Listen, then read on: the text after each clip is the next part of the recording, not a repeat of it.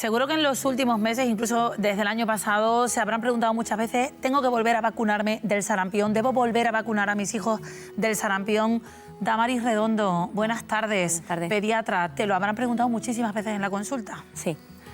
Efectivamente, en los últimos años estamos volviendo otra vez a escuchar el sarampión, enfermedad que en principio no, es verdad que no está erradicada, ¿vale? Siempre ha habido casos de sarampión, lo que pasa es que se escuchaba algún brote, algún caso, sobre todo en países subdesarrollados.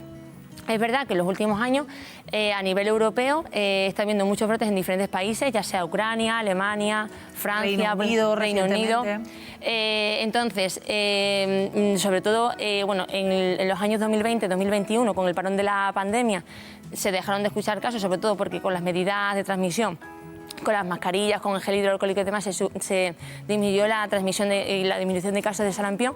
Y otra vez de nuevo, a partir de 2021-2022, con los viajes y con el aumento de los viajes y demás, se ha vuelto otra vez a ver el aumento de casos, ¿no? Sobre todo también hay que tener en cuenta que el sarampión es una enfermedad muy contagiosa.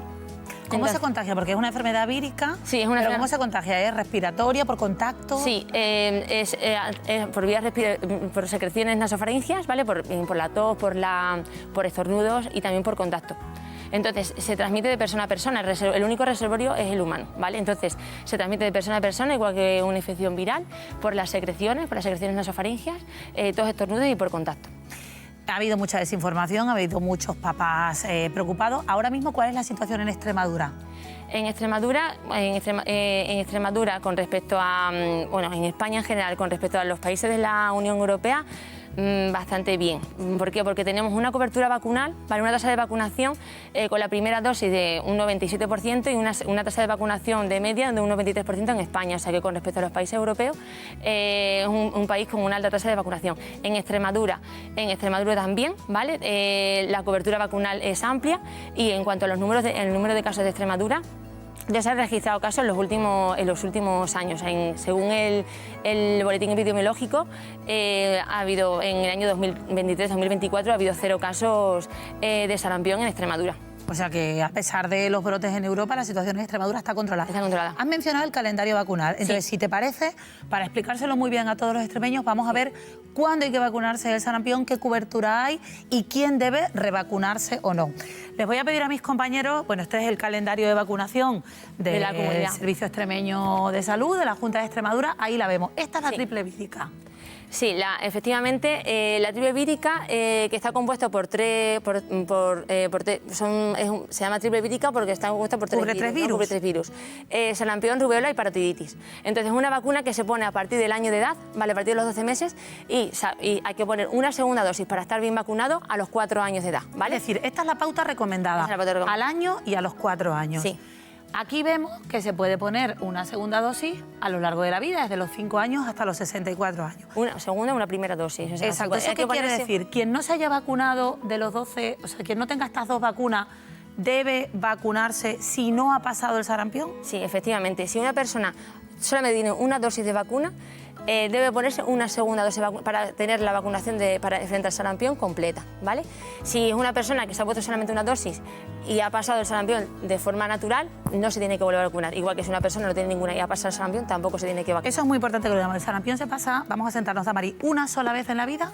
Sí, una vez que pasa el sarampión es una inmunidad de por vida. Si se ha pasado el sarampión, no hay que preocuparse. Si no se ha pasado el sarampión, lo que hay que tener en cuenta es si tienes una dosis o si tienes 2. Sí. Si tienes 2 dosis, sin problema. Si solo tienes una dosis, te debes poner la segunda. Sí, sí. ¿Y qué pasa con aquellas personas que no se acuerden si la han pasado, si no la han pasado? Ante la duda, mejor poner una dosis. Te puedes poner una dosis, sí. No pasa nada. No. Incluso si te tienes que poner 2 dosis.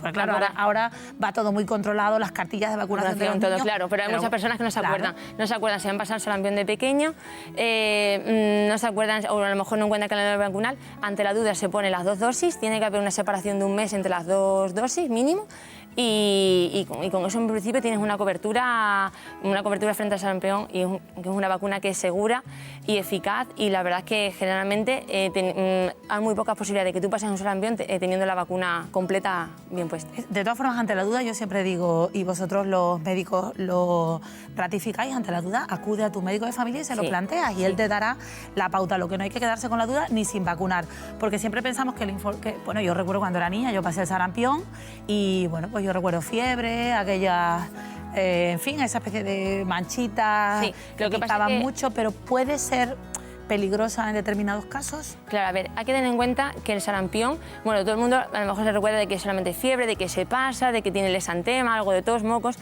pero hay que tener en cuenta que un 30% de personas que padecen sarampión pueden tener complicaciones, y ahí es donde nosotros tenemos que indagar. Las complicaciones es un virus que tiene predilección por el aparato respiratorio y por el sistema nervioso, entonces las complicaciones sobre todo de otitis, laringotraqueobronquitis, pero tenemos también complicaciones graves como puede ser una neumonía, que puede causar por cada 10 neumonías 6 muertes, o sea que es una infección bastante importante. O sea que no es para tomárselo desde luego. Y luego también están los cuadros de encefalitis, que son cuadros muy graves y que dejan secuelas neurológicas importantes.